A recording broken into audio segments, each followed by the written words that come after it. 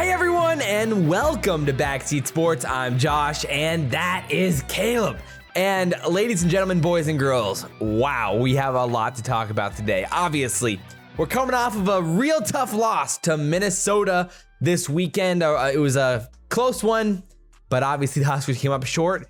And so heading into a bye week, there's some hot topic debates around Husker Nation, and we're going to be going over Scott Frost and breaking down the game and going through it all today. And so let's just say we have a lot to talk about. First of all, Caleb, how you doing?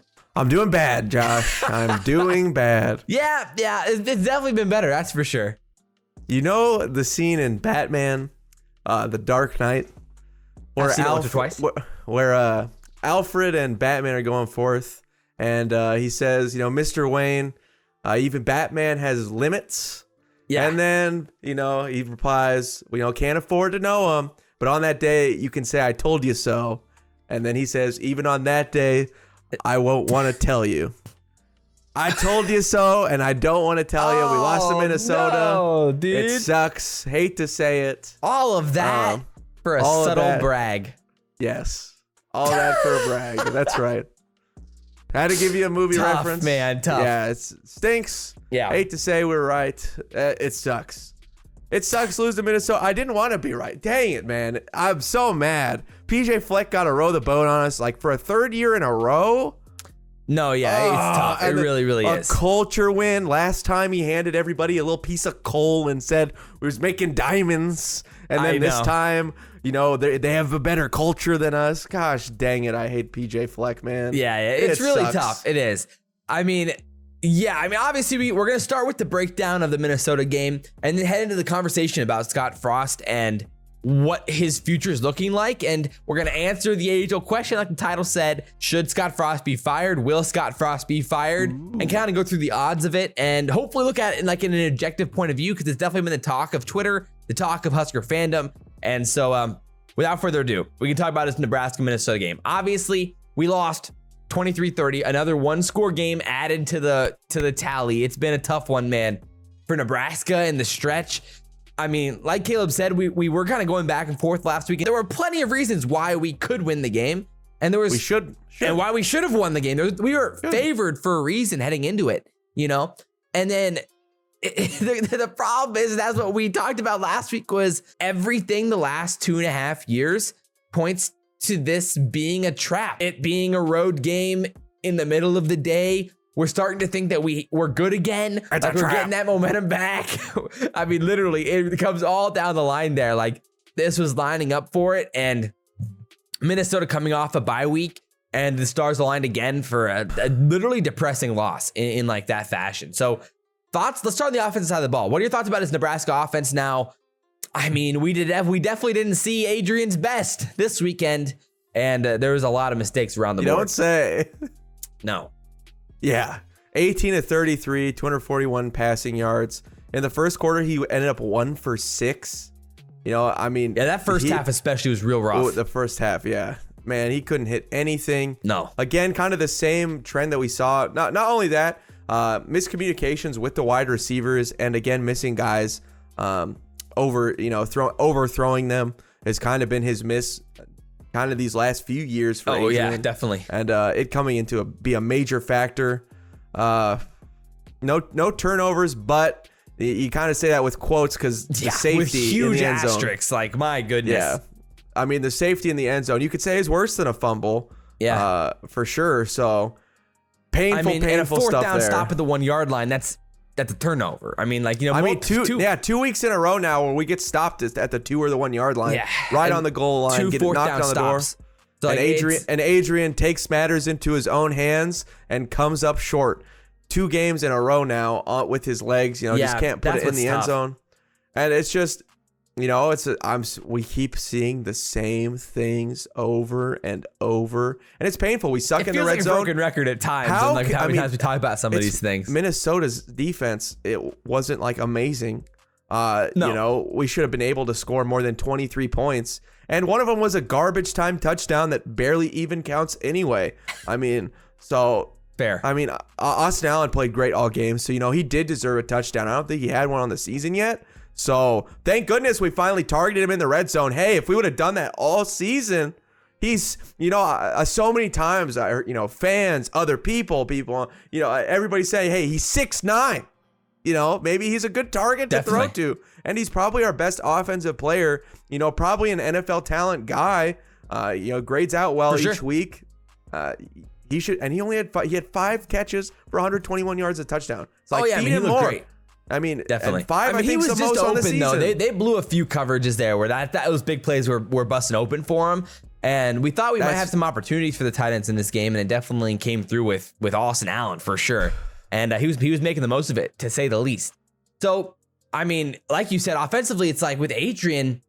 I mean, again, it's like that first half was just really bad. A lot of those routine throws just weren't coming through, and then in the second half we started getting a little bit better protection. He started making some throws, and then his best throws, a lot of them came when we were down by 2 touchdowns on that drive, that our last touchdown of the game. So that's what's tough to grade about how Adrian played. We're like, he made some really nice plays in this game and had some nice throws, a few to Omar towards the sideline, and then a few nice ones where he weaved them in there to Austin Allen and hitting those guys there. And then you look at some of the misses and you're like, man, it's just like over and over again, it comes down to those inconsistent play from him. And then the mistakes when it matters the most. That the safety was deadly. I mean, it was killer. It felt like the dagger for sure. Yeah, it did. Like, he was at like the 5-yard line. He tried to make a play with his feet. Not even. We're at the, we're like. Well, he was at the 5 when he tried to make a play in the pocket. Sure, yeah, the shotgun, sure.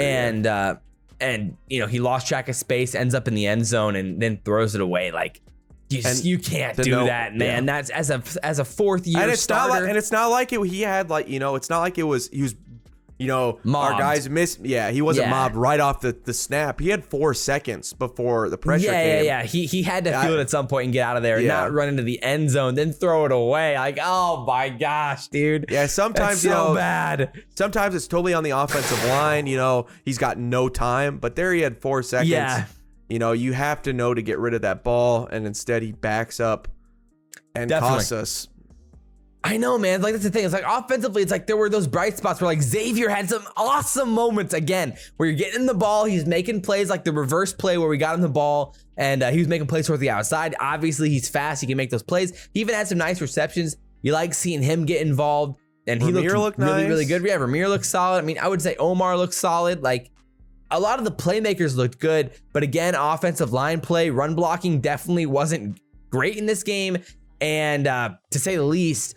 And then some bright spots, like, and then again, I agree with you. And then but again, Turner, horrible game.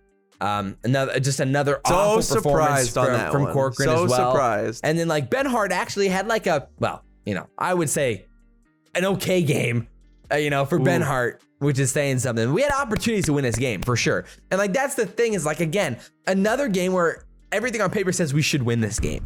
And then at the end of the day, and then you look, not only that, like our defense, we had 2 picks. Yeah. Oh no. Yeah. That's the thing. I mean, again, turnovers was 2-0, quote unquote. But we'll say 1-2. I mean, I'll give it. Yeah. And then the 4th down stop. So it's just really, really tough. So, individually, a lot of players played well enough to win this game. Yeah. I'd say. And on the offense, Ramir and Austin Allen, obviously. There were things where you're like, okay, the offense played okay. And then the defense played okay. Some defensive players played great. Right. And so then it's you look on both sides of the ball and it's like there's chances to win this game here. And that's why it just gets so frustrating. But I feel like we can kind of spin our wheels on that. Where everyone knows if you execute the small things in this game, you win.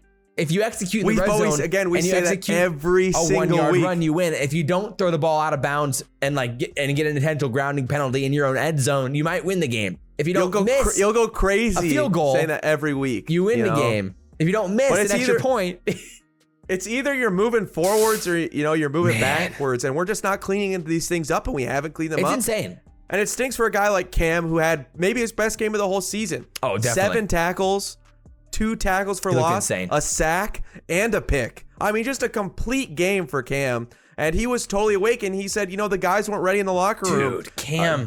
Josh pointed it out. He had a great 3rd down tackle, it was huge for us to get the ball back. Yeah. He makes a great tackle to get us to 4th down, and nobody's excited on the defense. It was really weird. Nobody's like high-fiving Cam and saying like, nice job. Just nobody was awake for the game. And why the heck is no one awake for the game? Makes no sense. It's a game you can win. This you can team's get back. beat you 3 years in a row. Like, yeah, exactly. They beat you on your own turf last year, missing 38 guys. Like, what do you mean we just you gotta get hyped for a game like this? We haven't went to a bowl game in 5 years. How are we writing a team off? How are we this cocky to write a team off or to not want to play? How just defeated is our whole locker room for us to be that? Like, I get it. We've taken tough L's. We can come get a W here. You can right the ship, and everybody's literally just that deflated to not want to play. It's so frustrating because it's like, dude, watching Cam Taylor in this game, bro. Beast. Some of the plays on the ball, not just the INTs, but then he comes up to the line of scrimmage, he sheds the block, he makes a few tackles behind the line. I think he had leading tackler. 6 tackles in the game. Like, oh my goodness. He was all over the field. He looked so good. He was there. He wanted it. And then, like, I would say JoJo still played a very solid game as well. Yeah, tackle for loss. Oh, yeah, and he made some big-time plays, too. It's just crazy to me that the defense came out so much flatter in this game than they had all year long. And it was just the linebackers, man. They couldn't make tackles. We weren't tackling their third and fourth string running back. We let Williams and Irving, Williams, who had 17 carries, hadn't played all season really, we let him have 127 yards and a touchdown, including a 56-yard run at the end of the game. Again, with a chance to win if we stop him, but we don't. That's a defeated play. You let him give up 56-yard touchdown. Like, you just for sure. And just stopped. And like we talked about last videos, it was like, this is a third string and a fourth string running back that we're going to be seeing in this game. Like, realistically, we should have some opportunities in this game to force Tanner Morgan to throw.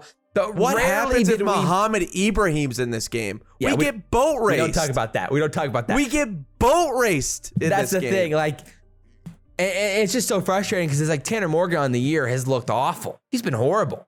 And he looked all right in the Purdue game last week. And this game, we made him look like a freaking superstar again. He was back into 2019 form, looking absolutely insane. He couldn't miss anything. And then finally, the 2021 Tanner Morgan showed up on the 2 pick plays where he tried to force the ball in there, and we finally made some plays on the ball.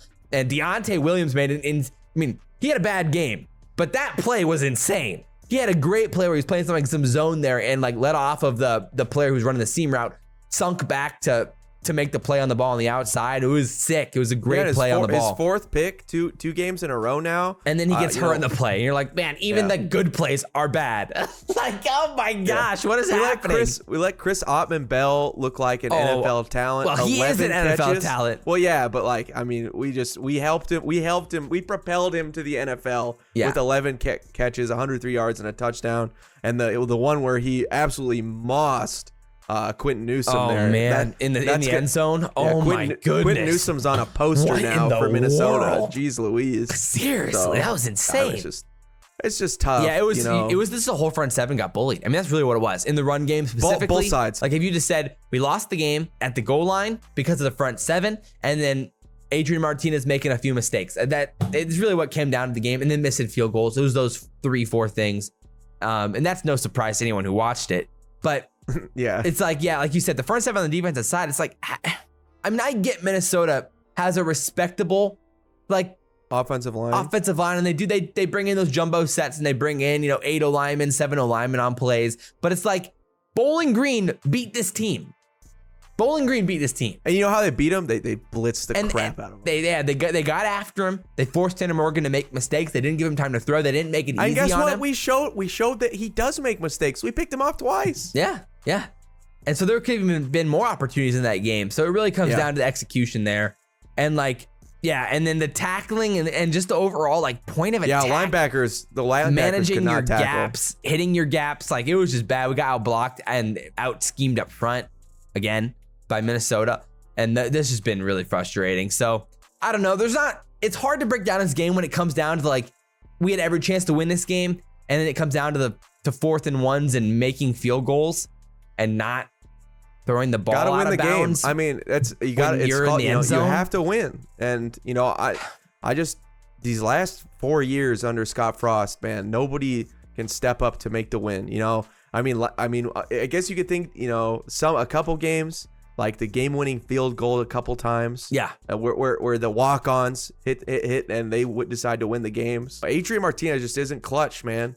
We've given him every opportunity to make the game-winning drive. We've seen a lot of times, week in, week out. You know, our defense does enough, but our offense literally just has never answered the bell. They have never got. You think, how many times did Tommy Armstrong have to, you think against Minnesota, game-winning touchdown run, game-winning touchdown throw. Like he had to do it multiple times. Again, that's why Tom Brady's paid as much as he is. He's the GOAT, how many, he's had 60 game-winning drives. Again, you're going to get tons of opportunities, but you got to do it. And he just again and again and again proves that he chokes. He sucks. And it's terrible. It's so frustrating. Yeah, Adrian can perform when no one expects him to. And then when someone expects him when you're down 3 scores and in garbage time, guess what? He can look like the best player in the world.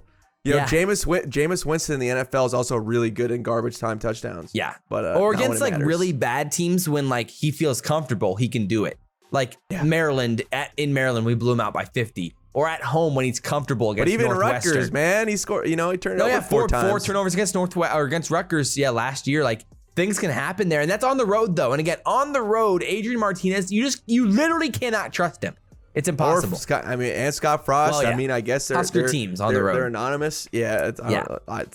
At home, we can take care of business often, but on the road, you can't. Often against bad teams. Yeah, exactly. And so that's the biggest thing, and that's one stat that we had kind of stacked up here is that Frost has only beat one team who's finished with a winning record on a season, and that was Michigan. One Power 5 team who finished with a winning record. That's not on the road. That's in general. In general, and that was Michigan State in 2018. So it's been a tough go. They had Rocky Lombardi, who was not an amazing QB. So no, not at all. So overall, it's just been rough. Like we said, Frost is now 4-15 on the road in his career. And then like we mentioned in the last video, like I said, I would bet on Minnesota, but I picked Nebraska to win by 3. And then you had us losing because of it's really the road X factor at the end of the day. Yeah. Frost is 4-15 on the road with only wins against Maryland, Illinois, Rutgers, and Purdue. And that's what gets why I picked tough. us to have a chance against Michigan. As again, we were at home and it's a night game. Yeah. And that seems to literally be 10 points. With Adrian Martinez at the quarterback position. So it's crazy that it comes down to being that simple. It shouldn't be that simple, but it does seem like that. So we're kind of spinning our wheels. At this point, let's get into the juice of this conversation. Let's get the meat. So, Scott Frost is the question mark here. At this point, Nebraska is at a crossroads. Our odds of making a bowl game now are slim, to say the least. We're 3-5 on the season with losses, at Illinois, at Minnesota, and then ranked losses against Oklahoma, MSU, both on the road, and then home against Michigan. So it's just really, really tough. We're 3-1 at home and 0-4 on the road. That's a tough go, boys and girls. That is not what you like to see. So, obviously we'll talk about the Purdue game next week, but they're currently a top 25 team. They play against Wisconsin this weekend. So that's going to be an interesting game to say the least with Purdue ranked and how that could look out. And so Frost does have some opportunities to prove it still with a potential top 25 team, especially if Purdue beats Wisconsin this week. That's a nice week. Yeah. That'd be a very solid win. And this was one thing that we talked about when we were watching the Minnesota film, all of their games heading into this weekend. We're like, one big takeaway we had is dude, Purdue's pretty freaking great.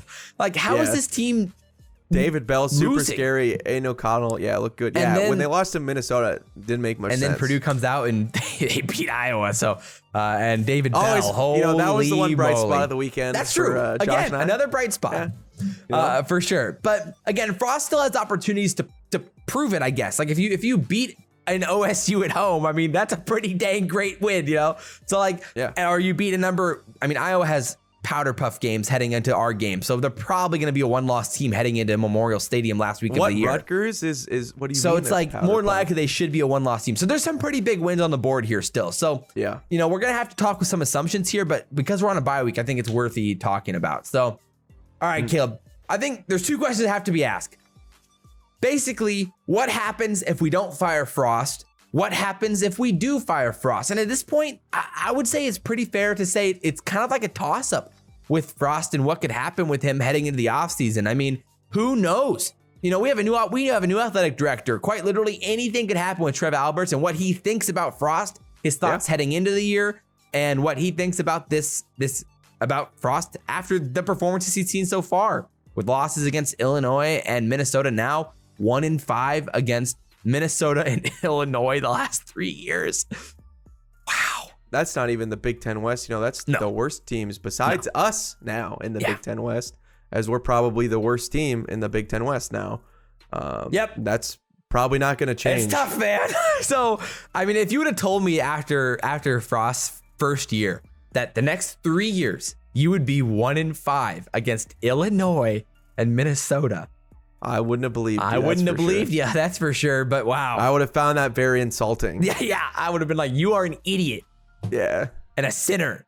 But, I mean, like, goodness. So let's start with what if we don't fire Frost? What are the pros? What are the cons? What might happen? What are the questions that need to be answered in a scenario where we don't fire Frost? Yeah. I mean, I think my biggest question is, can he develop talent? Will we improve? Like, will we improve? Like, our offensive line has been terrible and gotten regressed this whole time.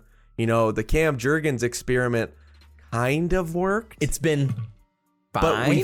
But we suffered for 2 years of him being terrible. That's a good point. For him to be okay and not like world beater, not all Big Ten, not even honorable mention. No, to be, you know, all right. To be Yeah. You know, and that's our best lineman is right. And then you look at other offensive positions. Offensive linemen, and you're like, there's really no one else. Well, that's the thing. Like with Turner Corcoran, like he is current. So on Pro Football Focus, it took, all right, ding, ding, ding. Whoever guessed 25 minutes, you won. We said Pro Football Focus at the 25-minute mark. But on Pro Football Focus right now, Corcoran, he is ranked as the second worst offensive tackle in the FBS. He's been awful. He's been horrible. And we have not one guy that can replace him. No one? I mean, again, that's a tough go. I said it last week, how, you know, Morningside, Doan, you know, Wesleyan, do they got anybody?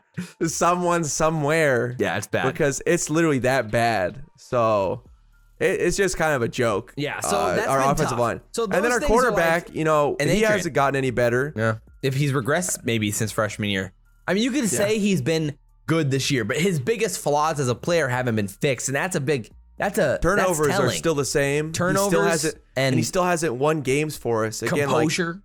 Like, he doesn't have any under pressure. Poise, lacking. Yeah. You know, our wide receivers, you know, have we seen improvement? Like Xavier Betts has looked like the same player, which is good because he's a great player. Great. You know, at least he hasn't he's a good player. But you know, he just looks the same. Our defensive line, you could say, has gotten better, and that's when we got Toyota in here. So he's been a good coach, and our linebackers are improving. You know, we knew their flaws coming in. The linebacking core's probably been the biggest positive, I think, overall. Yeah.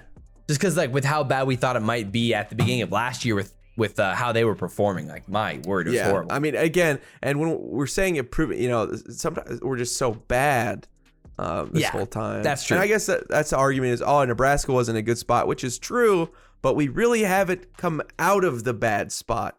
You know, I mean, you can say we've lost closer sometimes, but at the same time, we're still, like, if we're losing to good teams but close, we should still win the games that we should win in Illinois and Minnesota. And that's just not happening. You know, we keep choking those games away, turning the ball over, big mistakes. And like, they keep saying we're not juiced enough in these games to come in. You know, we're not excited. And Frost did take he took responsibility for that, said that's on the coaching staff to get them ready to play in a mental cool, but it's year 4. No, yeah, I agree. Like, if you haven't built a culture of like, let's come out here and dominate Minnesota. Yeah, and that's the thing. He's been screaming at us for 2 years, and then there's none of this culture stuff. You know, a good culture team with good leaders, which he keeps saying, you know, they'd be ready for Minnesota. And it's they'd been be 4 excited years to play the game. and we still suck on the road and we can't win these games that are honestly embarrassing that Nebraska can't win these games. Yeah, it's I would say embarrassing. The bottom line, it's embarrassing. Yeah, for sure. And the bottom line is like, if you don't fire Frost, and again, we want our goal here is to not like insinuate like we have to fire Frost. Our goal is just to kind of look at both sides here and see what's up. And I mean, realistically, the bottom line is if we don't fire Frost, we're banking on bucking some of these trends that have been lingering the past 2 or 3 years when it comes to the lack of improvement and do we really losing see close that turning games around? And those things with the record in close games now is 17 one-point losses, or one possession losses, and those types of things. With Adrian Martinez losing being close games, he'll be a 5th-year super senior next year, coming back. I would assume if he comes back, which I would imagine he will if Frost is here. Like those things. It's like, okay, you're bringing Adrian back again, then you have to assume that we're gonna have massive improvement in pass protection. And then you're going to be losing a handful of those guys. You're going to losing Torre. You'll be losing 4 or 5 defensive starters, depending on if Cam Taylor ends up leaving, which at this rate, I would imagine he will, but he could come back. I mean, he'll probably, be a mid-late rounder. So maybe he wants to leave. I don't know. It's weird to say. So, can you replace those guys? Some really important pieces like JoJo Domann and both of our duo of safeties, and maybe I think Cam JoJo's Taylor Britt. a huge thing because he's the staple for our defense. Definitely, he's kind of the glue. We've been working out Isaac Gifford, I think, to fill that, and obviously we know Luke was really talented. He had a great play, blocking a punt this week for the special teams for the Cowboys, but. Even still, like JoJo, he's athletic and he can really play a lot of things. He can spread the field. He played corner he was a nickel. He was a nickel back for so long, which is actually crazy. That I actually saw in Pro Football Focus that basically like 60% of his over 65% of his snaps, he lines up as a slot corner. So I mean, it's like he really is still playing a significant amount of nickel, and like really doing that this year. And so it's interesting to see how he seems like definitely like the key for our defense. And like with how well he's played at that position, doing probably the most difficult job on the defense across the field and playing so many different responsibilities. And like we've seen him have some problems sometimes with playing that zone in the flats and getting pulled up and not, or maybe sinking too deep, kind of gets caught sometimes. And the crazy thing is he wasn't even a Scott Frost guy. Yeah, that's true. He was already here. Like he was a Mike Riley dude. Yeah, and he's been probably the glue of the defense this year. The best Scott Frost guy is Wan'Dale Robinson, and he's not here. He's currently one of the best receivers in the SEC. He scored one of 4 touchdowns Georgia's allowed this year. That's true. Yeah, it's the best tough. defense in the country. So it's like those types of things are just definitely a question mark where it's like, okay, you have to buck a lot of those trends, and then it's like, so do you end up getting stuck in a situation where we never really end up seeing that improvement, and now we burned another 2 or 3 years being a 4, 5, 6 win team, and then if that's the case, we haven't gotten to 6, so that's pretty bold of you to predict that we could. Fair. I mean, again, next year, to be fair, the argument is next year's schedule is better. This is one of probably the better arguments, that next year's schedule is better. You're bringing back a 5th-year starting quarterback. That gives you an advantage over other teams, regardless. Just having the guy who's been there, has done that. With a linebacking core where you're losing maybe 4 or 5 starters overall, but you're going to bring back your defensive front outside of Stilley.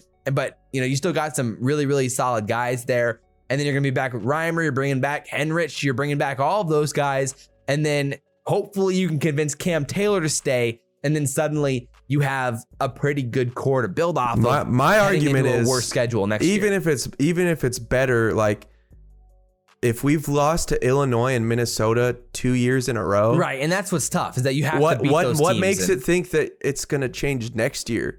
Like you've lost to the worst teams in your division twice in a row, in seasons where they've had down years, where Minnesota and Illinois are not good. Where Minnesota's got bad luck. Not where they want to be, at least. Yeah, and Indiana, Illinois definitely not.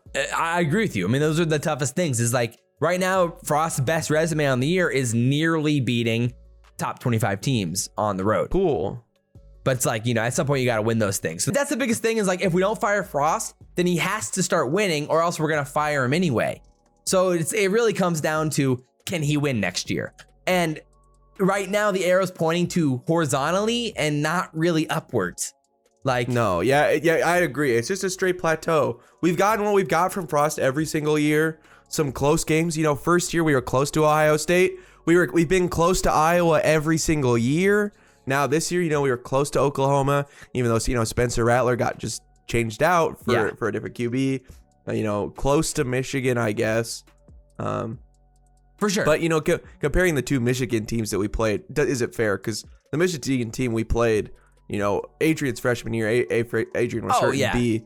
That Michigan team was Harbaugh's best team. So. For sure. Because realistically, for Frost to convince Husker Nation that he's here to stay, he needs to have 9 wins or maybe more to be like, I'm here, baby. We're doing this. Like, this is Husker football. We're back. And so it's just hard to say that with losing enough, multiple super seniors and those guys that we're going to jump to that level next year when we're losing to teams like Illinois and Minnesota. So again, we're trying to look at it subjectively. I know we're inserting a lot of our opinions about the future of Nebraska football, the trajectory of Frost and the team right now. But realistically, we're just trying to give the range of outcomes for what could happen next year. So with that said, now let's talk about what would happen if we did fire Frost. There's a lot of variables here and question marks that have to be, overcome to really get to a point where we're like, okay, yeah, we can fire Frost and not feel like we're going to completely screw Nebraska football here. So the first question I think is that a lot of people have is $20 million buyout right now is quite the big sum of for sure. Cash to fire Scott Frost after a season like this. I mean, I think the counter or the answer potentially could be is what happens with the whole allegation thing. Like if right now that's a looming thing. Yeah, we've kind of forgot of it, but yeah. I mean, it's weird because it hasn't really been brought up in Husker football, but there is an ongoing investigation right now with Frost, and if he gets punished or if there's some sort of punishment with that could be a potential out, I guess, for the $20 million buyout. And what would that look like is a moving pretty forward? big deal, Is that especially after COVID. Oh, for sure. After COVID for athletic department, definitely a big deal. And how that would play out moving forward for Nebraska, that's a question mark for sure. And one that's very valid and could be the reason why Frost does get to stay if that ends up being the case, if we end up losing out our games. The other question is, obviously this is like aside from the what if Frost ends up beating any of these teams, okay, yeah, if he beats Ohio State, if we win out, then yeah, Frost should definitely stick around. Stay. Hello. Duh. Yeah, so that's not to be asked, obviously. This is more if things don't go right. Maybe we only win one of the 3, like we beat Purdue or we beat maybe a Wisconsin, but we lose the other 3. Then it's kind of up in the air. It's like a 50-50 type situation. What would that look like moving forward? So basically, then the next thing would be okay, if you fire Frost, do guys leave? How depleted is this roster? Would a head coach be starting from 0 if Frost was fired? So, realistically, the thought would be, I don't think it'd be any worse for Nebraska than it'd be for any other team who's firing a head coach. And so realistically, I don't think that should be too big of a problem. And if it's the right guy, nobody left when Scott Frost got hired. Divino Zigbo didn't leave. That's fair. I think it was pretty exciting. So if you hire the right guy, there's excitement and juice around it. Where obviously when Mike Riley was hired, maybe that wasn't as much the case. So yeah, the two biggest questions for me if you fire Frost would be who is coming to replace Frost? I mean, that is obviously the biggest question mark, and it's probably not close. Can you find a better coach? The biggest question mark that I see kind of surrounding that question is firing Frost waving the white flag, surrendering as a program? Is Nebraska dead if you fire Frost? Is no other coach going to come and play for Nebraska? I feel like if you just all right, we're getting nothing better than Scott Frost and we're just going to stick it out forever, I feel like that's the white flag.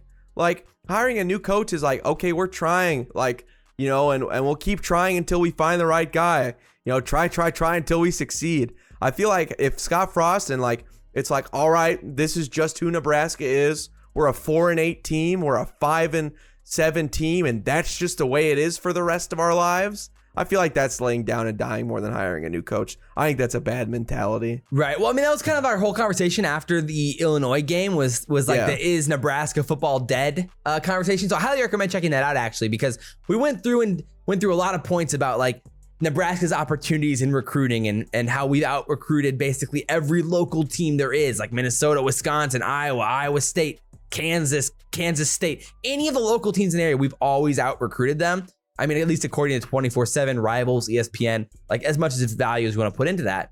But I don't think that's the problem. Local talent pool is not going to be the problem there. And we go through a lot of the other arguments there. And I highly recommend that conversation because I think it's still very valid today about Nebraska's opportunities as a program, regardless of head coach.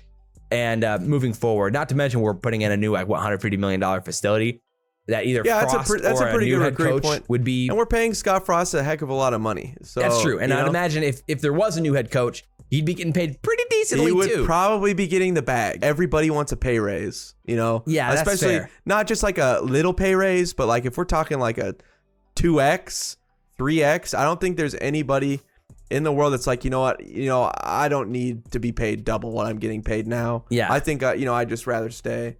I mean, obviously, yes, it's more stressful, but like, again, I said this in the last video too, like every coach believes in themselves and would bet on themselves to be able to turn something around. I don't think there's any coach that's like, I can't. Well, if that guy didn't do it, then I definitely can't. Like, yeah, I don't can't. think a lot of coaches are thinking that. And then like kind of one point, like you mentioned, is that, overall, generally when there's a new coach, there is like a revived excitement and an overall hype. Like of Mike Riley got a good. Yeah, Mike Riley got like top 15. Yeah, he got a top 15 recruiting class. Scott Frost had a really good recruiting class. Bill Callahan had back when had a top 5 recruiting class in his first year. Like again, that excitement, you get good recruiting classes again on the prospect the right guy of the future. Yeah. Definitely. So that's what gets interesting. So, I mean, overall, obviously, I think you can kind of see how we've definitely put in our opinion enough where I would imagine you can assume we lean on the side of him. It's looking like Frost might get fired. It is tough though, because we want to try to be objective and look at it like in a non-biased lens. I want to see the positivity. But at the end of the day, I do. Yeah, exactly. We want nothing more than Nebraska to win. That's the key at the end of the day. And we are Husker fans. Like that's obvious. We wouldn't be sitting here talking about it if we weren't, obviously. So we're going through the roughest patch since the 1950s. Yeah, exactly.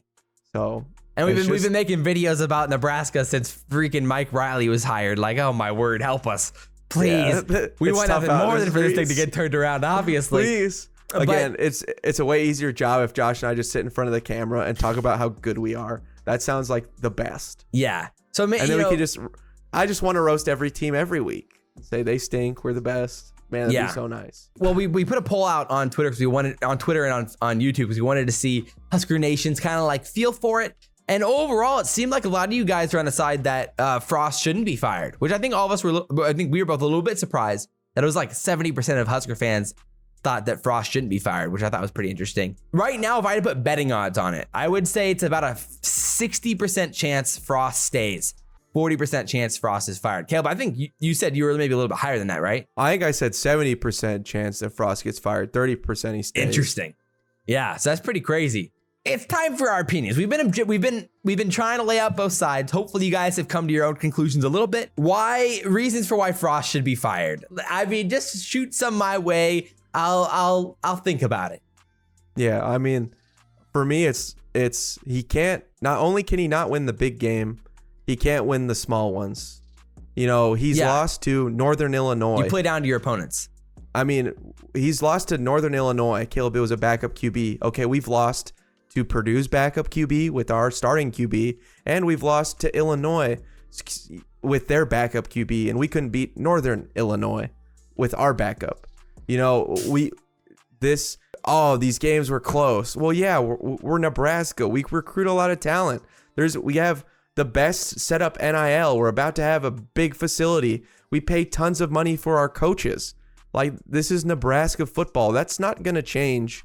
And you can hear whatever you want from the national pundits, but let me tell you, if Iowa State can do it, if, heck, San Jose can be ranked in the top 25. Right. UTSA, Iowa, Cincinnati, UTSA is a top UAB, 25 team right now. Yeah. UAB, it's just like there's plenty of good coaches out there. And I mean, Josh and I you can look back at the videos, we were really excited and we really thought Scott Frost was the guy. Yeah. But at the end of the day, you gotta is it not only possible that Adrian's just not the guy? At the same point, though, as a coach, you have to know that, assess that, and make the change. Right. And Steve Spurrier. Adaptability. Yeah, Steve Spurrier questioned it. Jalen Hurts, who's an NFL QB right now, right? Nick Saban benched him in the national championship game with all the marbles on the line to put in a freshman Tua Tagovailoa. Granted, yes, Caleb, he's super talented. Yeah, but he was a freshman. That's a huge risk. And he rolled the dice to win a natty. Coaching takes a lot of guts, and I just feel like we're way too conservative Scott Frost is way too scared for the moment. I feel he's been a deer in the headlights. Beating one Power 5 team who only one team who has a winning record in conference team with a winning record. Bad. That's horrible. We can't lose to Illinois in 3.5 years. I mean, you could argue that was the main reason that Mike Riley got fired, was that loss to Illinois. And now Scott Frost has done it twice, and he's also lost to a MAC school. Like, that's just kind of a joke. Yeah, it is tough. And I just right, and like if you hand a great Nebraska can win more games with the talent that we have. Right. I mean, again, this is the thing. Frost was handed 9 of 11 returning starters this season, a 4-year starting quarterback, multiple talented transfer players on the offense or at wide receiver, Xavier Betts, and then you also have NFL caliber tight ends like Austin Allen and Travis Vokalek. So like you have like some legit talent there. It really comes down to the offensive line and overall like coaching consistency and then schemes and execution. So like it's just crazy that these small details still aren't fixed, and we don't have the motivation to win 4 years into it. And as an offensive minded coach, where we've already had to fire an offensive coordinator, and we've had to fire multiple special teams guys. Like, at some point, it's not the offensive coordinator, it's Frost. And that's been the main problem. Our defense has gotten better. You can say that Shenander's done a good job, but, inefficient in the red zone. I just feel like other coaches more cool, calm, and collected. I just don't think Scott Frost is. Well, that was one thing we talked about in the Is Nebraska Dead or Not video, and like talking about some of these opportunities that other coaches have had. I mean, like, Alabama had 6 or less wins in 5 of their 9 seasons between 1997 and 2006. So like in that span, the pre-Nick Saban era, they had 6 or less wins 5 times in that 9-year span. That's crazy. That's really bad. And then they hired Nick Saban. Like even Bama was down in the dumps for almost a decade. And then you hire the right guy, and then it all turns around. You could say Clemson was down for 30 years. They won Natty in the 80s, and then you hire the right guy, and like that's the thing. And like then you go look at other coaches and like in the area. Let's go through this. And like we kind of laid this out a little bit because we wanted to talk about some of this. So like Iowa, Minnesota, Penn State, MSU, Iowa State, Cincinnati, some teams who are in decent spots, and then some of the Big Ten teams that we compete with on a regular basis. When did coaches turn it around? Right, is a big question. It's like, should you know that Frost has it or doesn't have it by year 4? To be fair, the COVID year is a little bit of a weird situation. Yeah, so it is a little. You could say we're like, you can count this year, as a third. So right, this is like a third and a half year, somewhere in there. We're like pushing 3-4 years now. But my counter argument to that is the Alabamas were still good, the Clemsons were still good. Yeah, and like the cream still definitely rose to the top last year. Definitely. So like you look at Iowa with Kirk Ferentz. Like before he got hired in 97 and 98, they were 7-5, then 3-8. Year 1, 1-10. They got bodied. Year 1. Tough first year for Kirk. Year 2, 3-9. Oof. 3-5 in conference. And then year 3, 7-5. 4-4 in the conference. So you see some improvement that you go from 1-10, 3-9, 7-5. And then you hit it. 11-2, 10-3, 10-2 the following year 4, 5, and 6. So currently we're in year 3.5/4. And we're seeing no improvement. So year 4, he wins the Big Ten. It gets crazy, man. It gets crazy. So it's like you're looking really, really good in the division, and you're looking great. So it's like suddenly he's a legit coach. It's like the weird thing is a lot of Husker fans I think have compared. Like look at Iowa. They kept their guy around for 20 years, and now they're top 2 in the country, top 3 in the country. But he made changes. Ferentz had double-digit wins year 4, 5, and 6. Like that's a pretty significant resume to keep a guy around and have some success in the Big Ten. And was above 500 in year 3. Yeah, exactly. And the same thing with PJ Fleck. You look at PJ Fleck, 6-7, 9-4 the years before he got fired or before he got hired. Then he gets hired 5-7, not great year 1. 7-6, slight improvement. You make the bowl game. Okay, all right. Maybe you're moving in the right direction. Then suddenly it's the season 11-2. They're insane. Year 3. Yeah. And then and then away. 3-4. It was a COVID year, but now they're 4-2, and they beat us. They beat us, and I think I picked them to win 8 or 9 games this season in our preseason rankings, and they're probably gonna. I mean, they have a lot of NFL. They at least one thing's for sure. You've seen the NFL talent that PJ Fleck's been able to develop. Yeah, and they've developed lots of it. Yeah. And again, look at Kirk Ferentz. He has for tons of years been a pipeline for the NFL, and that's just that's just a sign of a really, really healthy football team. Yeah, and then for sure. Let's talk about James Franklin, an even tougher spot, man. Because of the scandal. Oh yeah, and everything that was going on. Man, look at Penn State. So the previous records were 8-4 and 7-5. Not bad. And then his first year, 7-6. So pretty much the same. Not ideal. Then, yeah. Year 2, 7-6, but better conference, 4-4. But then year 3, boom, 11-3, 8-1. Yep. Year 4, 11-2, 7-2. Year 5, 9-4. And then now and then 11-2 the next year. It's just been and then still great this year. Really great teams. Yeah, exactly. And then you look at Mel Tucker. I mean, my goodness, last year MSU was 7-6, and then last year that he had a tough season, but they had 2 great wins last year, even though they went 2-5. They beat 2 ranked teams. Yeah, and then now this year they're 7-0, undefeated. Year 2 for Mel Tucker, and Tucker's now beat Frost twice at MSU and at Colorado. So it's these guys are getting the best of Frost now in his times, and then. You look at Iowa State, similar situation. Before Matt Campbell, 2-10, 3-9, both of those years before Matt Campbell. Tough. That's a tough thing to turn around. Tough. It's a tough thing. And that's worse than Nebraska. Yeah, and it's Iowa State, who's already going to be in a worse situation than Nebraska anyway. And then 3-9 in Matt's first year, 2-7 in conference. So you're okay, not a great start. Then 8-5, 8-5, 7-6. 9-3, and then they've been really solid this year as well, and they were preseason ranked top. And for top Iowa 10. State, 8 wins might as well be 11. That's true. That's true. And Matt's just been really, really consistent there with that team.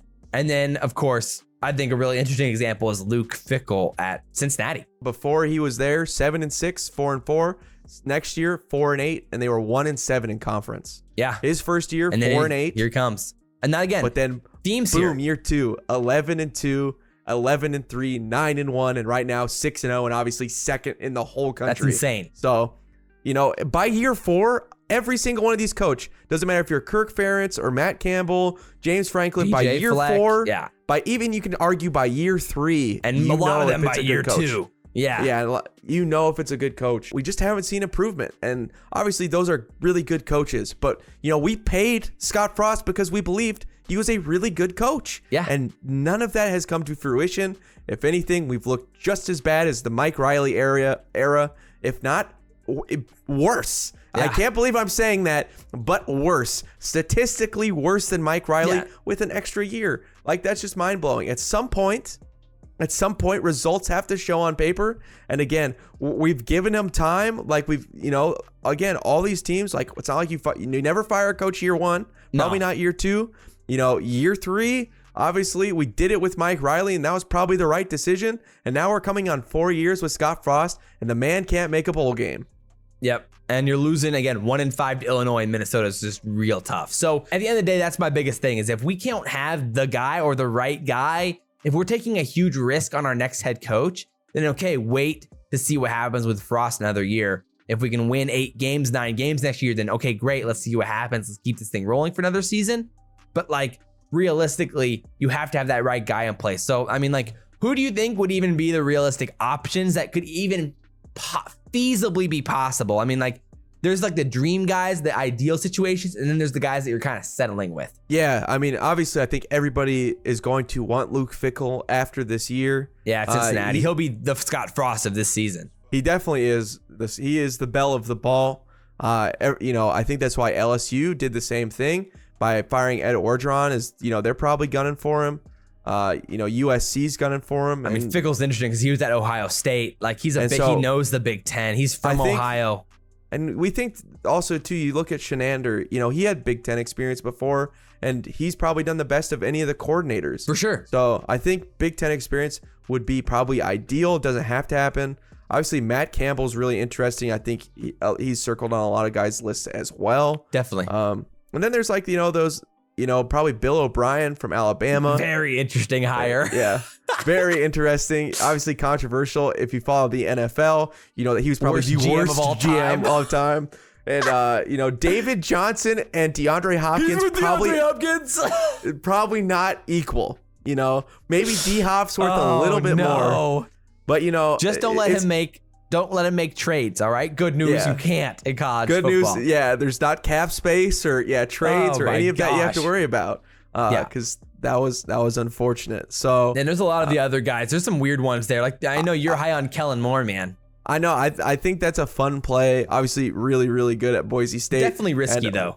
One of the best, and he's going to get an NFL job. If we're being honest, he's probably going to get a head coaching job. These are guys that we would just love to see. He runs one of the best. He had the best offense his first year as offensive coordinator at Dallas. Yeah, and just think he's a cool dude. Obviously, like Eric Bieniemy would be crazy awesome. That would be sick. That would be sick, but very unrealistic. Again, what a recruiting flex. These guys are probably going to get NFL jobs, but the same way, right. NFL coaches and college coaches really aren't paid much of a difference. There's a lot of NFL coaches who don't get paid what Scott Frost gets. And again, another guy like Joe Brady, offensive coordinator for the Panthers, it's very possible he could be the hire for LSU, depending on what they're looking at. Considering he used to be at LSU, he's the O coordinator for them. He was there with the Joe Burrow year, so that he could be a guy you could look at. I mean, Zach Taylor, he's an option. But that the Bengals are doing good. Yeah, the Bengals are doing well this year. So that seems unlikely, and it feels like you're kind of rekindling like the ex-Nebraska quarterback getting hired. Who, it feels like a weird hire to hire Zach Taylor right after Scott Frost. Maybe he's more of a 5 years in the future type guy to hire. And who knows? Again, he could have a good NFL coaching career. And I don't think he's gonna get fired from Cincinnati. So from the Bengals. So I mean, the other guys you're looking at, like a Alex Grinch from Oklahoma, if he's interested, like his D coordinator, really young, interesting guy that could be a potential option. Then like Dan Lanning, Georgia's D coordinator, he's gonna be well sought after this season. I mean, that's the thing. Is like, do we really want to go with another SEC D coordinator, Bo Pelini 2.0, who doesn't have head coaching experience? Yeah. And then there's all of like the other guys, like there's like the D coordinators like Jim Leonhard from Wisconsin. Like, do you really want to do something like that with Wisconsin and rekindle that flame? I mean, not really. And then there's all of the shots in the dark type guys, like Louisiana essentially Lafayette, what UAB, Scott Frost was, NC State, Boston College. All of those guys, those head coaches like Billy Napier and Bill Clark and Jeff Hafley and those guys that are options, but like definitely risks. And I don't know if we're willing to take those risks and replace Frost this year with that much money still on the line, Yeah. Although maybe they pay, you can pay them less. That's true. It's like, I mean, even like an Ed Orgeron is an option, I guess. Yeah. One of 5 coaches to win a natty. That's true. We love to hear what you guys have to think. If we were going to Scott Frost, like what guy would you want? Right. Obviously, I think probably most people would say, Fickle and like a Matt Campbell or something. Yeah, for sure. But I guess we'll have to see. Matt Campbell seems highly likely if we were to flip. That could make sense.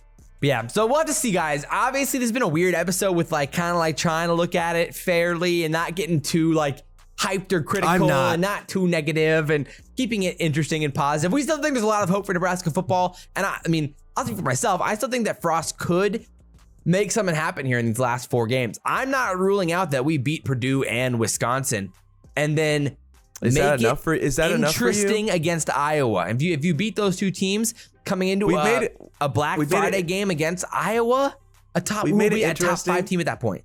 We've made it interesting against Iowa every year with Scott Frost. That's true. But like, is that going to be enough for you? 5 wins again? Well, I mean, if we beat those 3, now we have 6. Well, if we beat Iowa and I think we get to a bowl game, I think I'm fine. Yeah. It'd be so bittersweet because it'd be the first time we beat Wisconsin in like 8 years. But you're still like, why in the world did we lose to Illinois and Minnesota? Because then if we beat Iowa and beat Wisconsin, that's a great thing. Obviously the top guys in our division, but then we lose to the bottom guys in our division. Yeah. So it'd be bittersweet. Obviously I'd be pumped. It seems obviously a little unlikely, to say the least, at this point that we could win even 2 of those. And Ohio State looks like a monster of a machine at this point. Their defense got it figured out, and their offense is getting it figured out. And shocker, they look like Ohio State Oregon again. Caught them at the right time. Let's just say that. That's for sure. So hopefully you guys enjoyed this video. Drop all your comments down below. We didn't want to be too negative and like just like the screw Scott Frost, we hate him, like, fire him right now, like burn this place to the ground. Like, we don't want that to happen. We want Nebraska to be great. We want to give Frost every opportunity to win these games these next 4 weeks. There's some huge games and some huge opportunities here. You could beat Ohio State and then suddenly we're rocking and rolling, baby. You never know.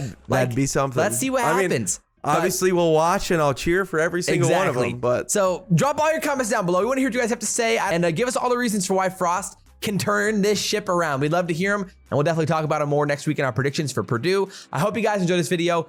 Drop your comments down below. Like, comment, subscribe, share the video if you guys really enjoyed it. But as always, guys, I'm Josh. That's Caleb. This has been Backseat Sports, and guys, we will see ya next time. Go Big Red. Go Big Red, baby.